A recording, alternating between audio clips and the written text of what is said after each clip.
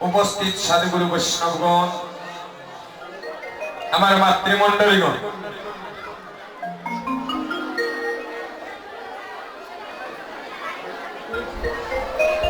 আমা একটু সামনে আসুন। আপনারা পিছনে যারা আসবেন তাদেরকে একটু বসার জায়গা করে দিতে হবে।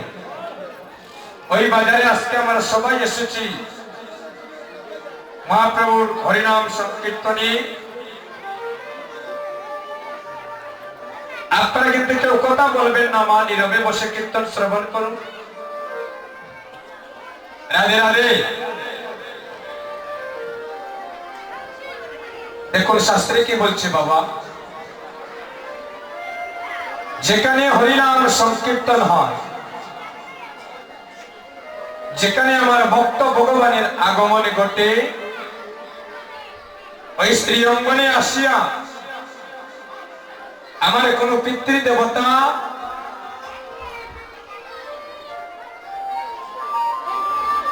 আমার কোন যুবক বন্ধু, আমার কোন যুবতী মা, আমার কোন পিতৃ দেবতা, কথাটা লক্ষ্য করুন। আচ্ছা দিদি, ওই শ্রী অঙ্গনে বসিয়া যারা আজকে মহাপ্রভুর কীর্তন ভক্তিভাবে শ্রবণ করিতে পারিবে, অন্তিম কালে তার বৈকুণ্ঠে যাত্রা হয়ে শাস্ত্রে হরে হরে হরিব।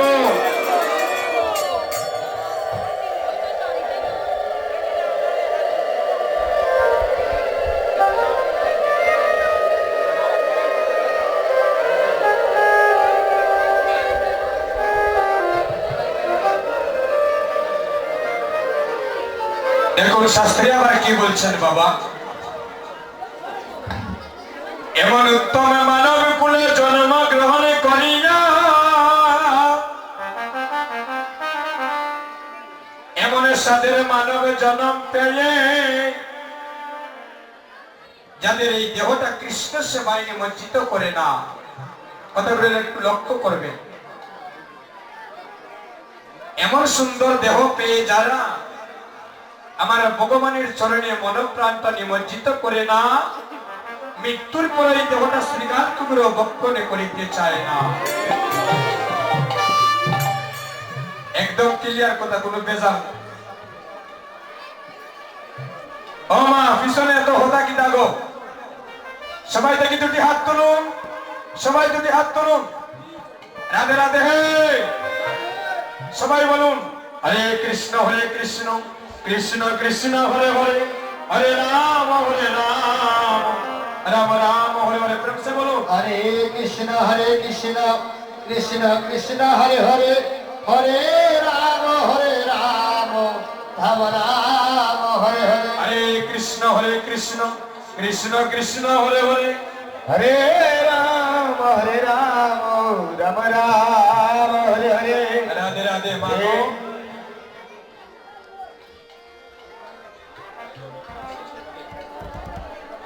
আমার মায়েরা যারা, আমি ওই অঞ্চল থেকে আপনাদের চরণে ভিক্ষা মাগলাম। যারা আমাকে ভিক্ষা দেবেন দেখি দুটি হাত তুলুন। যারা আমাকে ভিক্ষা দেবেন, অনেকে মনে করতেছেন টাকা পয়সা চাইব, যার কারণে মনে হয় হাতটা তুলতেছেন না। মা, আপনাদের চরণে ভিক্ষা মাগলাম, ওই আসরে আপনারা কেউ আর আমি কথা বলবেন না। এটাই গৌর হরিব। আপনাদের সবার চরণে আমি ভিক্ষা মাগলাম, এর বেশ আমার বলার কিছু নেই। সবার চরণে মা ভিক্ষা মাগলাম। এই অঙ্গনে এসেছি কি কিসের জন্য গো? মহাপ্রভুর বাজারে এসেছি পূর্ণ সঞ্চয় করে নিয়ে যাওয়ার জন্য, তাই না? আর ওই বাজারে আসিয়া যদি পাপের বোঝা বহন করে নিয়ে যাই, তাহলে তো বাড়িতে টাকাটাই বালা ছিল। আচ্ছা, শাস্ত্রে বললেন এমন সুন্দর মানব দেহ পেয়ে, এই দেহটা যারা কৃষ্ণ সেবায় নিমজ্জিত করে না, মৃত্যুর পরে এই দেহটা শ্রীগাল পুকুরে ভক্ষণ করিতে চায় না। তার বাস্তব প্রমাণ একদিন ভগবান শ্রীকৃষ্ণ,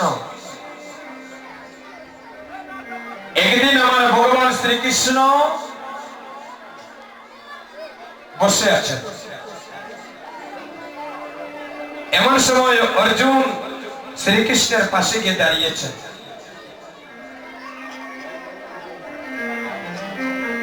যখন শ্রীকৃষ্ণের পাশে অর্জুন দাঁড়িয়েছে, এমন সময় কৃষ্ণ বলছেন, অর্জুন, আজ তোমার মনের ভাব থেকে আমি বুঝতে পারতেছি তুমি মনে হয় আমার কিছু কিছু জিজ্ঞাসা করবে। রাধে রাধে। একটু লক্ষ্য করবেন কথাগুলো।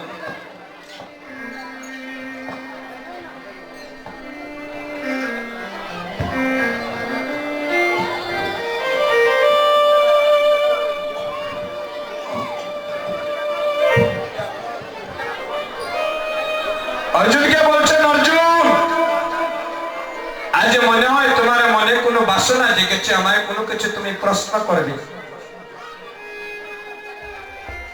অর্জুন বললেন, সখা, আজ আমার মনে একটা বাসনা জেগেছে। বলো অর্জুন, তোমার মনের মধ্যে কি বাসনা জেগেছে? বাসনা জেগেছে প্রভু, আমার মনের মধ্যে আমি একটু গঙ্গা স্নান করতে যাব। হরি বল। মায়েরা কথাগুলো লক্ষ্য করবে। আমরা সবাই জানি ভগবান শ্রীকৃষ্ণের রথের সারথি হচ্ছেন অর্জুন, তাই না বাবা? আচ্ছা, ওই অর্জুন আর শ্রীকৃষ্ণকে বলছেন, হে সখা, আমার মনের মধ্যে বড় বাসনা জেগেছে, আমি একটু গঙ্গা স্নান করতে যাব। আচ্ছা অর্জুন, তোমার মনের মধ্যে যখন বাসনা জেগেছে তুমি গঙ্গা স্নান করতে যাবে, আচ্ছা আমি আগামীকাল তোমায় গঙ্গা স্নান করাতে নিয়ে যাব।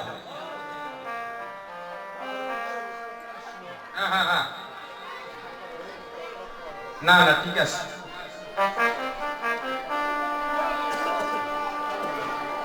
এবার কি করলেন? পরদিন অর্জুনকে রথে তুলে কৃষ্ণ বললেন, চলো, তোমার মনে না বাসনা জেগেছে তুমি গঙ্গা স্নান করবে, চলো অর্জুন, আমি এবার তোমাকে গঙ্গা স্নানে করাতে নিয়ে যাব।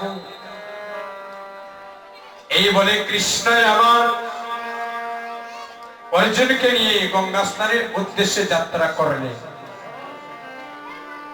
যখন গঙ্গা নদীর নিকটে গেলে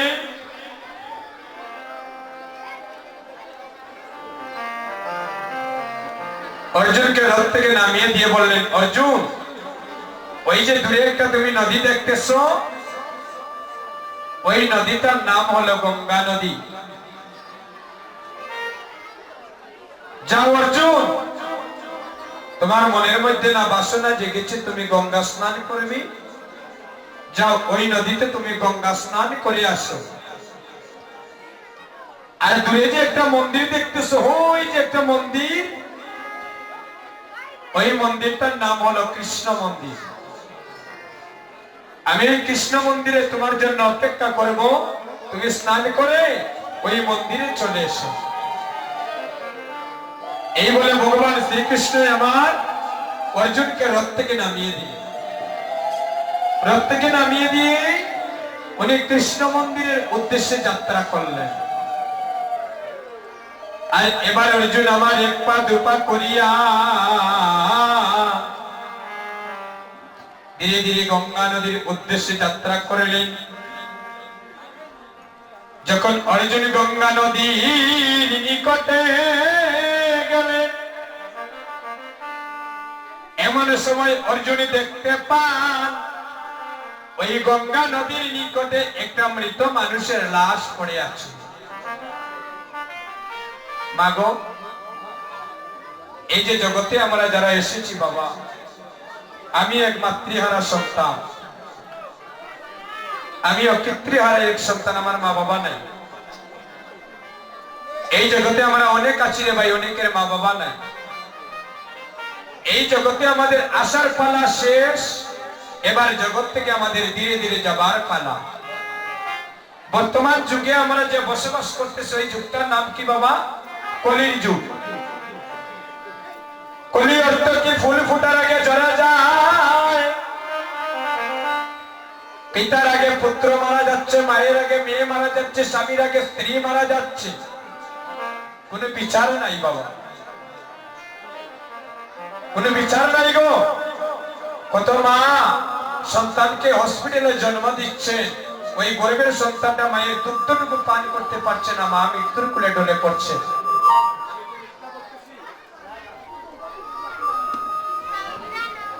আমি কি মিথ্যা বলতেছি গো মা? অনেক মা দেখবেন সন্তানকে হসপিটালে জন্ম দিচ্ছে, ওই সন্তানটা মায়ের দুগ্ধটুকু পান করতে পারে। এমন হতভাগা হয়ে অনেক সন্তানে জগতের বুকে জন্ম নিচ্ছে। এই জগতে আমরা এমন সন্তান আছি, মায়ের মাতৃগর্ভ থেকে ভূমিষ্ঠ হয়েছি, মা মৃত্যুর কুলে ঢলে পড়ছে, মায়ের বদনটা দর্শন করতে পারতেছি। তাই অর্জুন আজ গঙ্গা নদীর নিকটে যখন স্নান করতে গেলে একটা দেখেন নদীর ধারে একটা শবদেহ পড়ে আছে। শবদেহ হচ্ছে মানুষের মৃত লাশ। ওই মৃত লাশটা দেখে অর্জুন মনে মনে ভাবলে, যেদিন আমার দেহ থেকে প্রাণটা চলে যাবে, যেদিন আমায় চারিজনে কাঁধে করে শ্মশানে ঘাটে নিয়ে যাবে,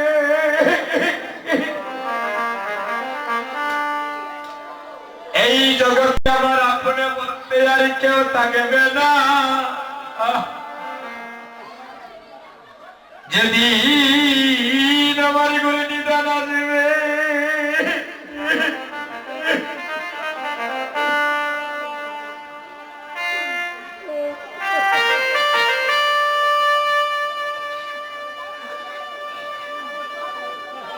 এই জগতের মাঝারে আমার ভাই থাকবে না, বন্ধু থাকবে না।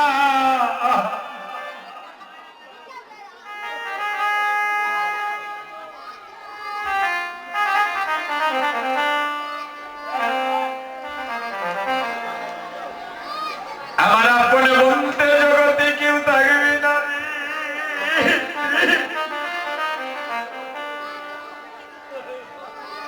এই গঙ্গার ধারে এভাবে আমাকে এনে পুড়ে চারিকারি করে দেবে।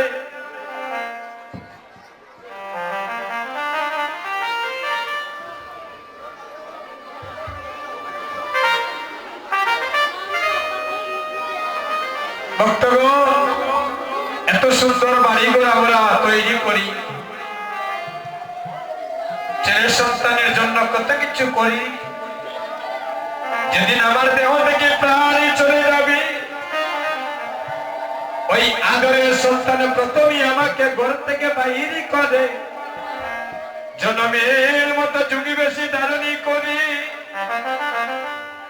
আমার লোলাতে দেবে গোপী চন্দনে, কণ্ঠে দেবে পুষ্পমালা, এই আমার জনমের মতো শেষ বিদায়টা জানাবে।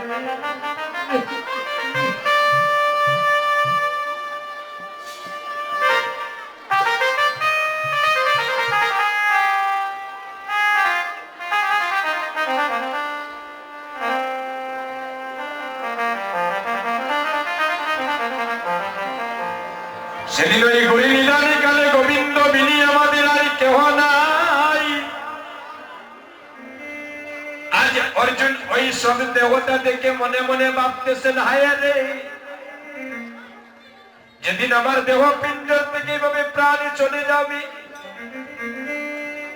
এই গঙ্গার ধারে আমাকে এইভাবে একদিন পড়ে থাকতে হবে। অর্জুন ওই কথা মনে মনে ভাবতেছে। যারা সম্মুখে আছেন একটু লক্ষ্য করবেন, আপনারা যারা সম্মুখে আছেন মা দেখুন, আমি দেখাচ্ছি ওই গঙ্গা নদীর নিকটে ওইভাবে সত্যটা একটা পাশে পড়ে আছে। ওই নদীর পাশে ওই সত্যটা পড়ে আছে। এমন সময় দেখা যায় ওই নদীর পাশ দিয়ে একটা শ্রীগালী নিয়ে হেঁটে হেঁটে আসতেছে। আমাদের বাংলাদেশে শীতের মৌসুমে বাবা শ্রীগাল দেখা যায় না। শ্রীগালিনী হলো জাতিতে নারী, আর শ্রীগাল হলো মাগ জাতিতে পুরুষ। ওই শ্রীগালিনী ওই নদীর পাশ দিয়ে ধীরে ধীরে হেঁটে হেঁটে ওই মৃত্যুর পাশে এসে আসে দাঁড়িয়ে। কোথাও ওখানে গো, আস্তে আস্তে। ওই শবদেহটা সাদা কাপড় দিয়ে মোড়ানো, অর্থাৎ মৃত মানুষের লাশ। শাস্ত্রে বললেন কীর্তন শুধু ড্যান্স দিলে আর নৃত্য দিলে কীর্তন হয় না। কীর্তনটা হচ্ছে ভক্তের হৃদয়ে তুমি শুদ্ধ চিত্তে কথাগুলো পৌঁছে দিতে হবে, তাকেই বলা হয় কীর্তন। আজ ওই শবদেহের পাশে আসিয়া ওই শ্রীগালিনী মাতার কাপড়টা টেনে টেনে সরাচ্ছে। দেখুন, যার পশুকুলে জন্ম, ওই মৃত মানুষের মাতার কাপড়টা সরিয়ে দেখতেছে যে তার ললাটে গোপী চন্দন আছে কিনা।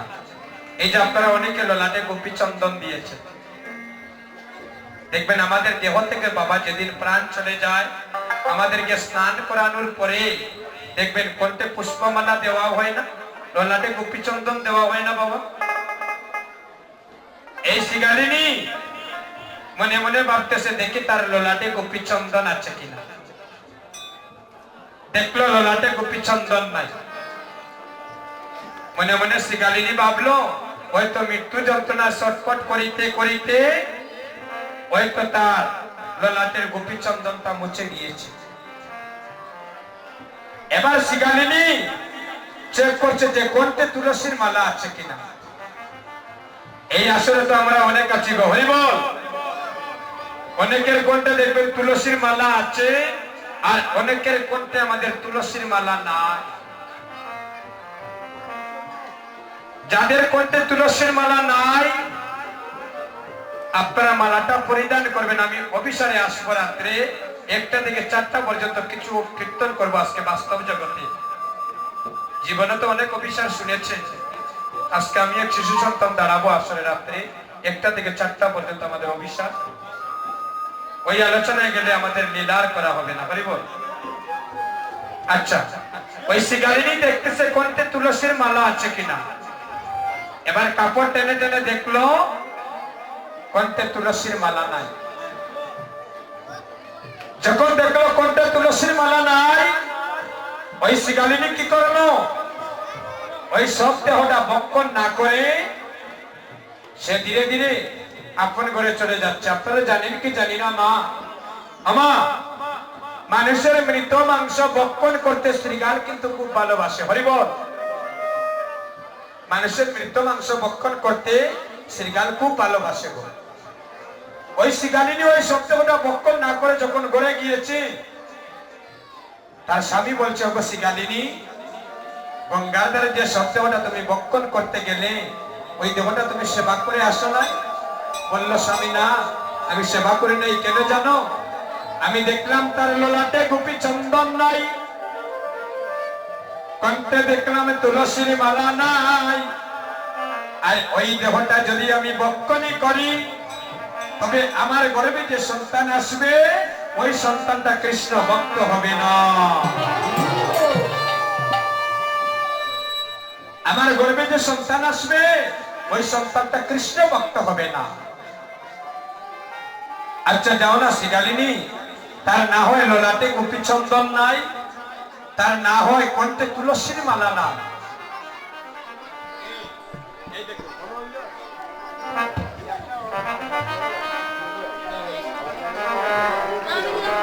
ওই হাত দিয়ে কি কোনোদিন ভগবানের সেবায় সে নিমজ্জিত করে নাই?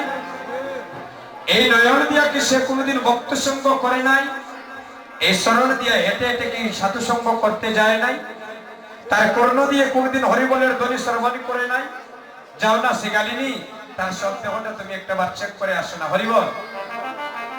এবার শ্রীগালিনী বলছে স্বামী তুমি যখন বলছো আমি আবার যাব।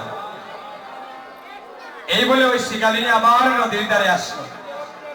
নদীর ধারে এসে দেখে ওই সপ্তাহটা পড়ে আছে।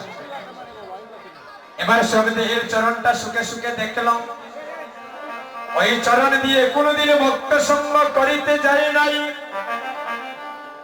তার দুটি হাত সুখে সুখে দেখল, ওই হাত দিয়ে কোনোদিন ভক্ত সেবায় ভগবানের সেবায় হাতটা লাগায় নাই। তার ওই দুটি নয়নে সুখে সুখে দেখল, ওই নয়ন দিয়ে সারাটা জীবনে বিষয় বাসনায় রসনায় মজা রয়েছে। ওই নয়ন দিয়ে রাধা গোবিন্দের রূপ মাধুর্য দর্শন করে নাই, এই বদন দিয়ে সে কৃষ্ণ কথা বলে নাই, এই কর্ণ দিয়ে আমার ভগবানের গুণগান কীর্তন সে শ্রবণ করে নাই। এবার শিকালিনী আবার মনের দুঃখে চলে যাচ্ছে, কারণ ওই দেহটা ভক্ষণ করছে না, কারণ ওই দেহটা ভক্ষণ করলে কৃষ্ণ সেবায় লাগবে না দেহটা। যখন চলে যাচ্ছে এমন সময় ওই অর্জুন যে বৃক্ষের নিচে দাঁড়িয়ে আছে শিকালিনীকে ডাক দিতেছে, ও শিকালিনী, ও শিকালিনী, শিকালিনী।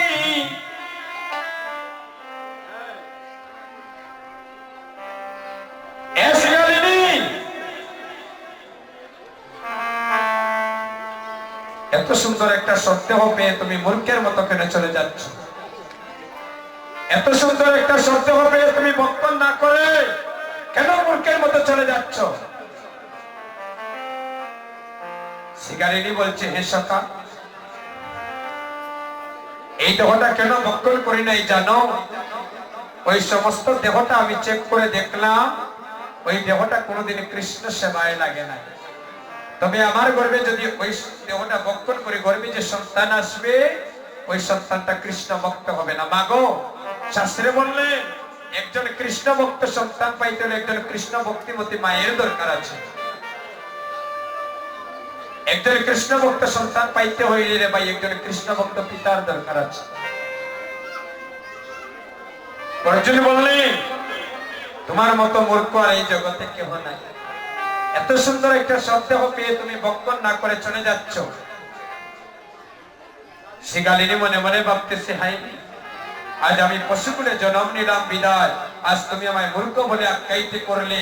আমি যদি মূর্খ হয়ে থাকি তাহলে অর্জুন আজকে আমার চেয়ে বড় মূর্খ তুমি। তাই গৌর হরি,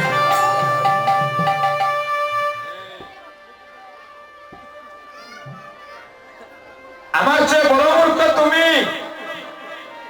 অর্জুন মনে মনে ভাবলেন, আমি সদা সর্বদা ভগবানের সঙ্গ, যিনি ঈশ্বর পরম কৃষ্ণ সচ্চিদানন্দ বিগ্রহ অনাদির আদি গোবিন্দ আমার সর্বকারণের কারণ, যার ইশারা ছাড়া একটা শুকনা গাছের পাতাও ভূমিতে পড়ে না, আমি তার সঙ্গ করতেছি, তার রথের সারথি। আজ ওই বনের পশু শিকালিনী আমায় মূর্খ বলে আখ্যায়িত করলো। এ শিকালিনী, আজ তুমি আমায় বলতে হবে আমি কেমন করে মূর্খ হলাম।